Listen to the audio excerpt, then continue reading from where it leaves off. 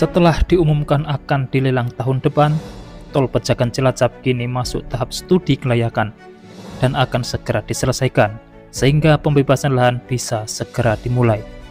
Bupati Banyumas Sadewo, Tri Lestiano, mengatakan rencana pembangunan jalan Tol Pejagan Cilacap yang akan melalui wilayah Kabupaten Banyumas, Jawa Tengah sudah masuk tahap studi kelayakan.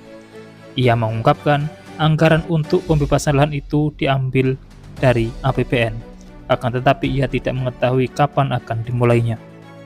Sedangkan studinya sudah ada di Kementerian Perencanaan Pembangunan Nasional, Badan Perencanaan Pembangunan Nasional.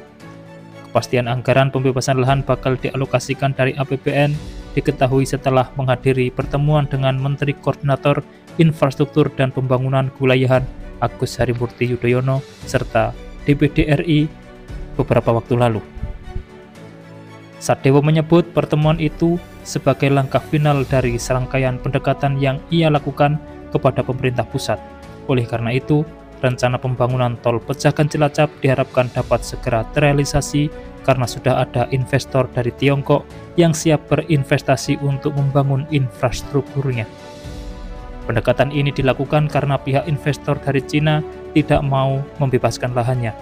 Kendati demikian, ia menekankan pentingnya kondusivitas wilayah agar investasi dapat berjalan lancar. Rencana pembangunan jalan Tol Pejagan Cilacap sepanjang 114 km akan melintasi wilayah Kabupaten Brebes, Tegal, Banyumas, hingga Cilacap dan diharapkan mampu menjadi motor penggerak pertumbuhan ekonomi baru di kawasan selatan Jawa Tengah.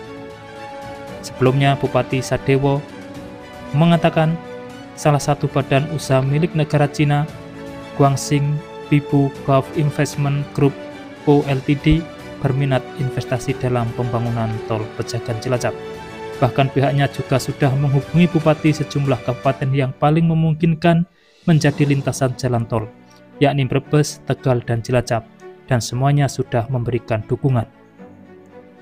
Ia mengakui rencana pembangunan jalan Tol Pejagan Cilacap sempat dikeluarkan dari skala prioritas proyek strategis nasional, namun kini kembali masuk dalam PSN level 3 dan Rencana Umum Jaringan Jalan Tol Kementerian PU tahun 2025-2029. Terkait hal itu, ia mengaku sudah melakukan pendekatan dan meminta bantuan kepada Menteri Pekerjaan Umum agar bisa kembali masuk dalam skala prioritas hingga akhirnya bisa masuk lagi ke PSN.